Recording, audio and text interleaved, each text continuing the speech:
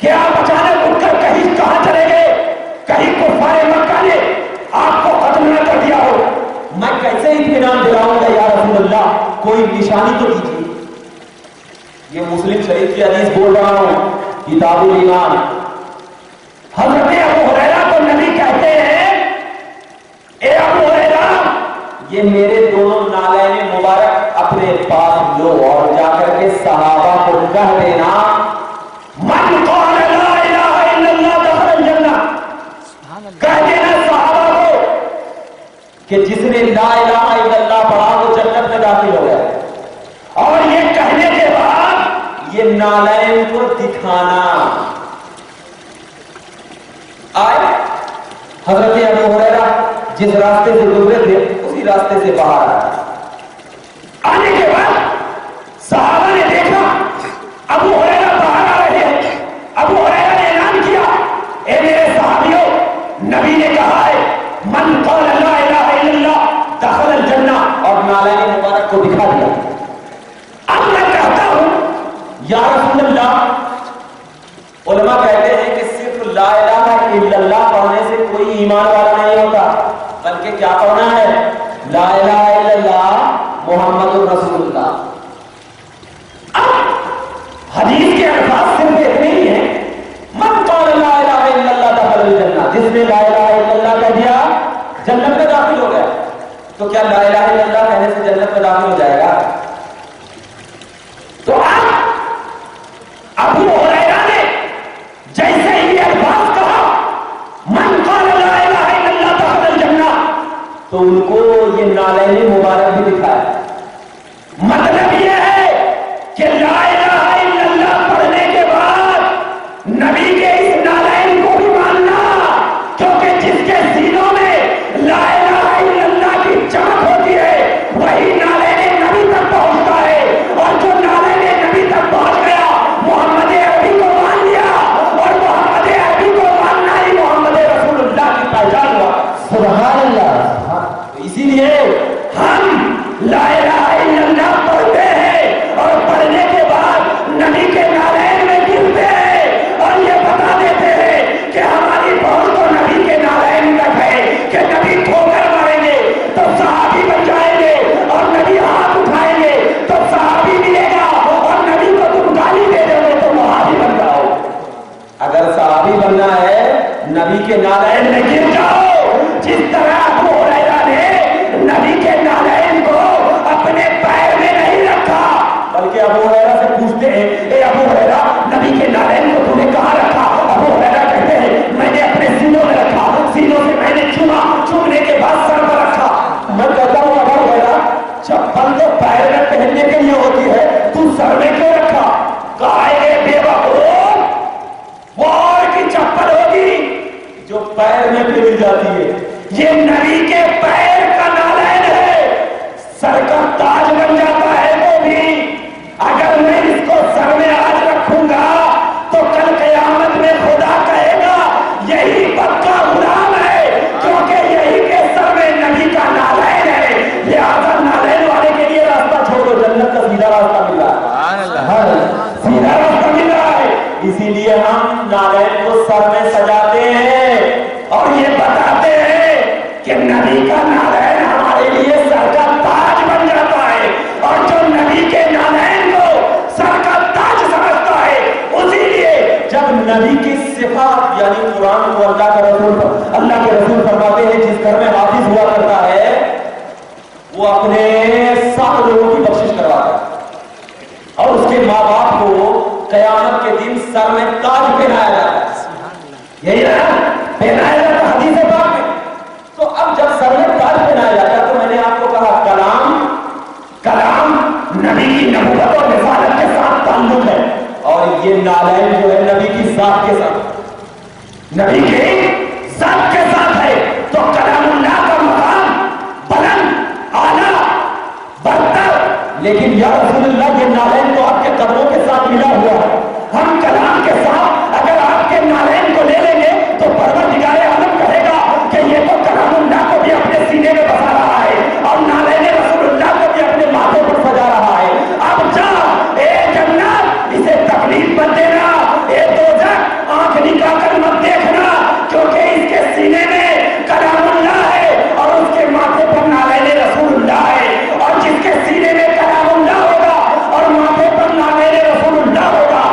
जन्नत उसे घूर कर भी नहीं देती, सुभान अल्लाह, नहीं देखेगी। इसीलिए हम तमाम नबी की अजमत का चर्चा किया करते हैं। मैं आपको बताता हूं कि कयामत में तमाम नबी नफ्सी नफ्सी के आलम में, ये बात आपने सुना हो, नफ्सी नफ्सी के आलम में हो, लेकिन नबी पाक को ही मकाम महमूद अता किया जाए। पूछेंगे मकाम महमूद क्या है, तो वही मकाम शफाअत। मैं पूछता हूं आदम पहले आए, उनको क्यों नहीं अता किया? मूसा ईसा तमाम लोग आए, उनको क्यों नहीं अता किया? नबी को क्यों अता किया जाएगा? तो उन लोगों को बताने के लिए, देख तू दुनिया में मेरे नबी की अजमत को नहीं मानता था, आज मान, आज मानेगा भी तो कुछ भी नहीं होगा। हम लोगों के लिए नहीं है, क्योंकि हम तो नबी की अजमत पे कुर्बान जाते हैं। सुभान अल्लाह। मुजद्दिद आज़म कहते हैं आज ले उनकी पनाह, आज मदद मांग उनसे। किसके लिए कहते हैं? सुन्नियों के लिए नहीं, अहले सुन्नत व जमात के लिए नहीं, बल्कि जो नबी की अजमत को कल कयामत के दिन देखेंगे कि नबी की शफाअत के बगैर किसी का छुटकारा नहीं है, नबी शफाअत करेंगे तभी जन्नती होगा। तो मुजद्दिद आज़म कहते हैं उस वक्त खुदा की बारगाह में मोटे मोटे आंसू को लेकर ही तू जाएगा ना, और कहेगा मौला मैं आज तुझे और तेरे रसूल की अजमत को मानता हूं।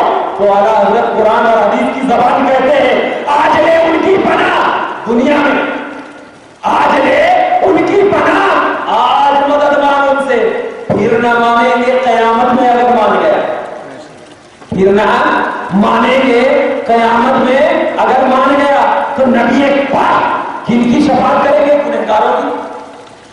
गुनहगारों की शफाअत करेंगे ना। यानी दो सफ होगी कयामत में। कितनी सफ होगी? वैसे तो बहुत सफ होगी, लेकिन एक गुनहगार की और एक नेकोकार की। नेकोकार को जो होगा अल्लाह ताला एक सफ में खड़ा करके क्या कहेगा? जा जन्नत में जा, कोई सवाल नहीं, कोई जवाब नहीं, कुछ नहीं। नेकोकार जो होगा वो जन्नत में चला जाएगा, नबी की शफाअत से पहले चला जाएगा। लेकिन जो गुनहगार होगा वो नबी की शफाअत के बाद जन्नत में जाएगा। लेकिन जब अल्लाह उस नेकोकार को जन्नत में जाने का हुक्म देगा तो वो नेकोकार जन्नत में अभी डायरेक्ट नहीं जाएंगे, जन्नत के दरवाजे पर खड़े होकर देखेंगे कि गुनहगार के लिए नबी डॉक्टर क्या कर रहे हैं, क्या कर रहे हैं। नबी सजदे में जाएंगे, अल्लाह की बारगाह में दुआ करेंगे मौला मैं उस वक्त तक सर को नहीं उठाऊंगा जब तक कि तू मेरी उम्मतियों को बख्श न दे। अल्लाह कहेगा इरफा रासो या मोहम्मद, सर तोड़ी, फरमाएगा खुदा अपने सर को सजदे से उठाओ ए मोहम्मद, सवाल कर अता किया जाएगा। सुभान अल्लाह। सवाल कर अता किया जाएगा।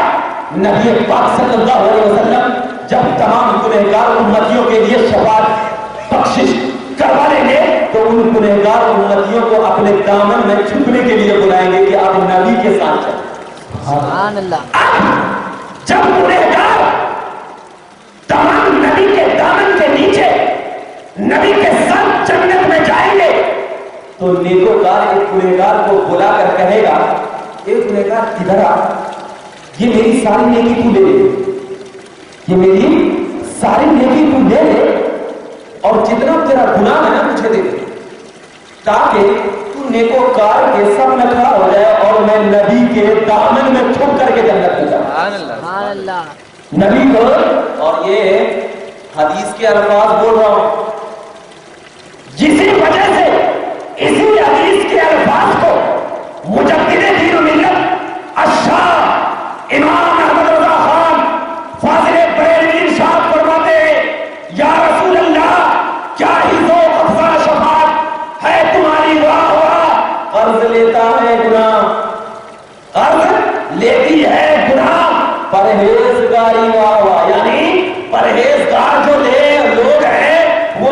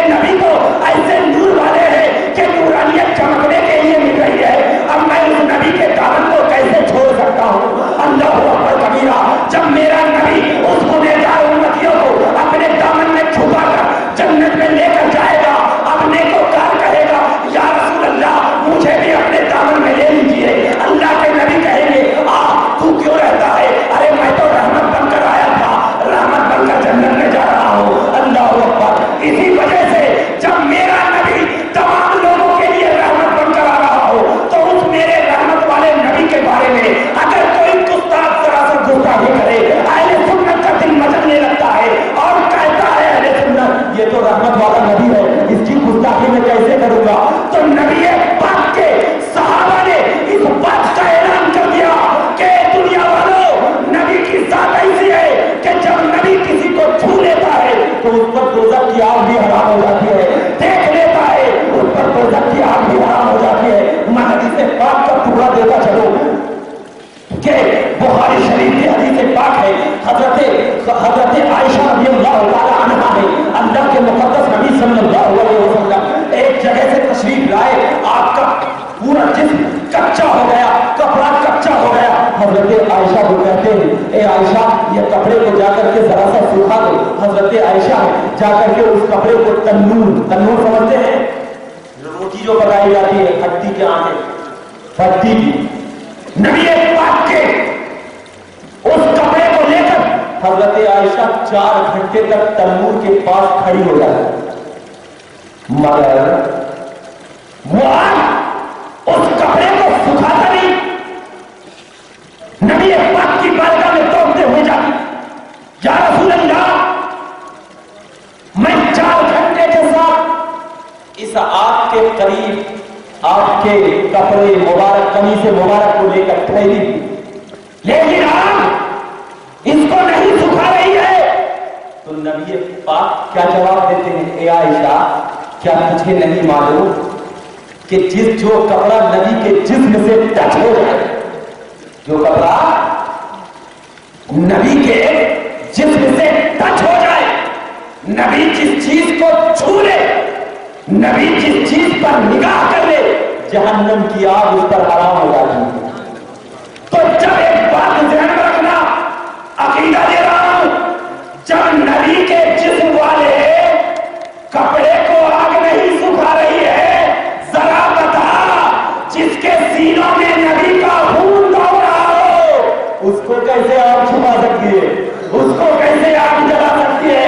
इसीलिए अरे हम बलियों की बारगाह में जाते हैं, इसलिए जाते हैं कि वो नबी का खून उनके सीनों में दौड़ रहा है, अहले बैत का खून उनके सीनों में दौड़ रहा है। तो हम ये बताना चाहते हैं, ए दुनिया वालों, जब नबी के जिस्म पर कोई कपड़ा आ जाए तो दुनिया की आग उसे नहीं जला सक रही है, तो नबी का खून जिसके सीनों में आ जाए, जहन्नम की आग कैसे जला? सुभान अल्लाह, नारे तकबीर, अल्लाहु अकबर, नारे रिसालत, या रसूल अल्लाह। इसी वजह से एक आखिरी हदीस आपके सामने पेश करता चला। नबी पाक ने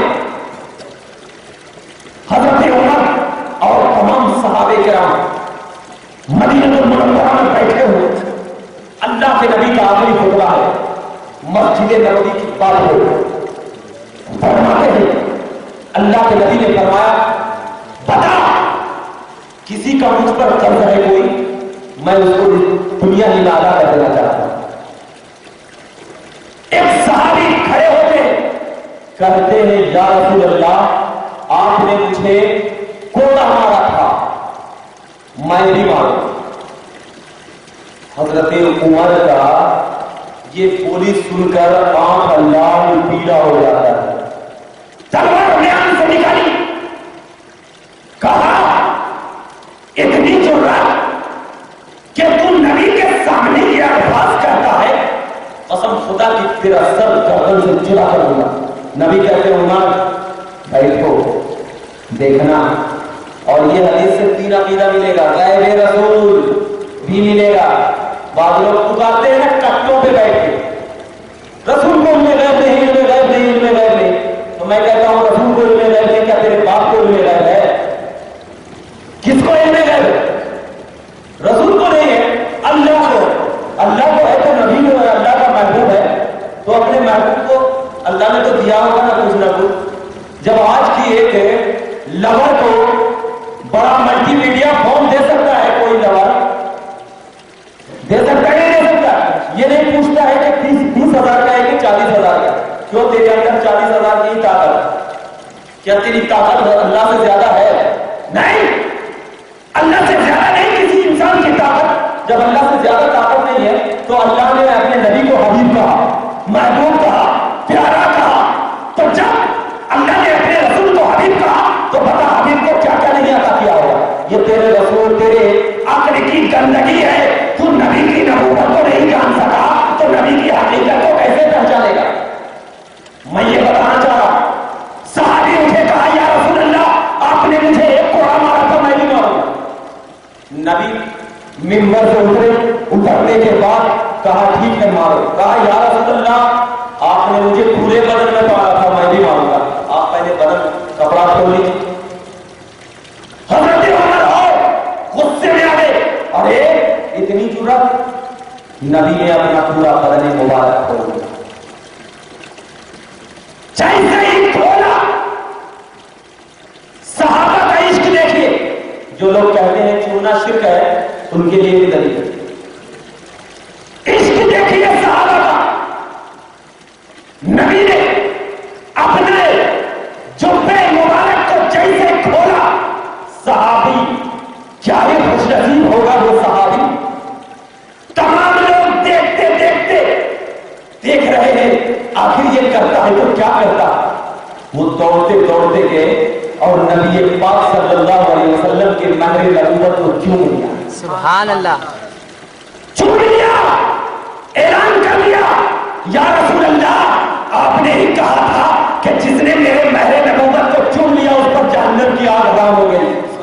اب ذرا بتا کہ جب مہر نبوت کو چومنے سے جہنم کی آگ حرام ہو سکتی ہے تو خون نبوت کو چومنے سے جہنم کی آگ کیسے حرام نہیں ہوگی؟ ہم غوث کے در پر جا کر غوث کی مزار کو چومتے ہیں اس لیے کہ یہ غوث نبی کا خون ہے اور یہ غوث نورانیت مصطفیٰ کی جھلک ہے، تو اب چوم لے معلوم ہو جائے گا تجھے جہنم کی آگ حرام ہو جائے گا۔ تو اب بتا چومنا ہمارے نزدیک تو جہنم سے بچا رہا ہے اور تیرے نزدیک جہنم میں ڈرا رہا ہے، کیونکہ جس نیت سے تو چومتا ہے وہ نیت صحابی کی ہونی چاہیے، لہبی کی نہیں، کیونکہ ابو لہب نے تو محمد کا ہاتھ پکڑا تھا صلی اللہ علیہ وسلم، پکڑا نہیں پکڑا تھا لیکن وہ ملا کچھ نہیں ملا۔ ابو بکر نے پکڑا سب کچھ مل گیا، سب کچھ مل گیا۔ میں پوچھتا ہوں ابو بکر تجھے سب کچھ ملا، ابو لہب تجھے کچھ نہیں ملا، وجوہات کا اس لیے کہ میں ابو بکر رضی اللہ تعالیٰ عنہ بولیں گے میں یہ سوچ کر پکڑا تھا کہ میں نبی کے نور کو لے رہا ہوں، میں نبی کے نور کو لے رہا ہوں۔ ابو لہب سے پوچھتا ہوں ابو لہب تو کیا سوچ کر پکڑا تھا؟ کہاں بشا سمجھ کر پکڑا تو تجھے مٹی ملے، اسے نور ملی۔ مٹی جسے چاہیے وہ نبی کے دربار سے باہر جائے، نور چاہیے تو نبی کی محفل میں بیٹھ کر روشن ہو جائے۔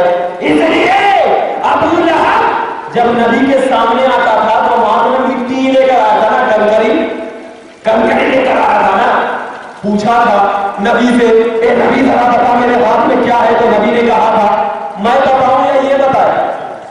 یہ بتائے۔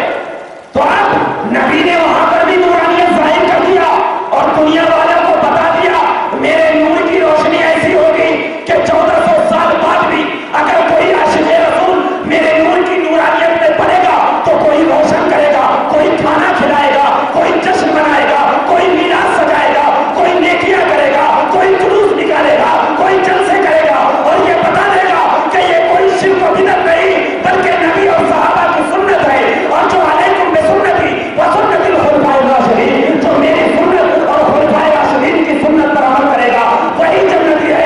اسی لیے مسلمانوں ہم آج میلاد مناتے ہیں، رسول اللہ کی عظمت کا ذکر کرتے ہیں اور یہ بتا دیتے ہیں کہ یہ میلاد، یہ رسول اللہ کا ذکر اللہ کر رہا ہے تو ہم یہ کر رہے ہیں، تو ہم خدا کی سنت ادا کر رہے ہیں۔ اسی لیے ہم تمام یہاں سے اٹھے تو یہ عقیدہ لے کر اٹھے کہ نبی نور والے ہیں اور ہم نور والے کے سائے میں پڑھ رہے ہیں تو ہمارا سینہ بھی نور والا ہے۔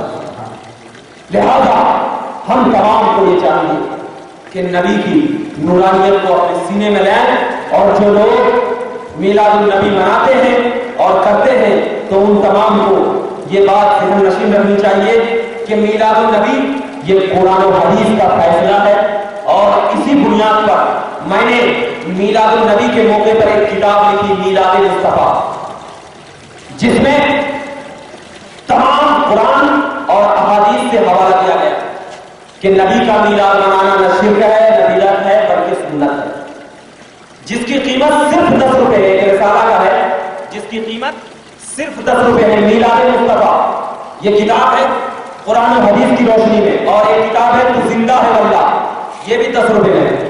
اس میں نبی صلی اللہ علیہ وسلم زندہ ہے صرف قرآن سے، صرف قرآن سے، اور یا محمد پکارنا بھی جائز ہے وہ حدیث پاک سے۔ اور یہ میلاد مصطفیٰ، نبی کا میلاد منانا جائز ہے قرآن و حدیث اور علماء کی روشنی میں، لہذا آپ لوگ جاتے جاتے ضرور ایک کتاب لے کر جائیں، صرف اس کی قیمت 10 روپے ہے، آپ لوگ 10 روپے دیں اور انشاءاللہ تبارک و تعالی میلاد مصطفیٰ اور نبی کی زندگی کا ثبوت مانیں، اور جن لوگوں کو بھی چاہیے تو وہ کتاب بچے کے پاس ہے وہ لیتے جائیں، انشاءاللہ تبارک و تعالی بہت زیادہ فائدہ ہوگا۔ اللہ کی بارگاہ میں دعا ہے کہ پروردگار عالم ہم تمام کو میلاد مصطفیٰ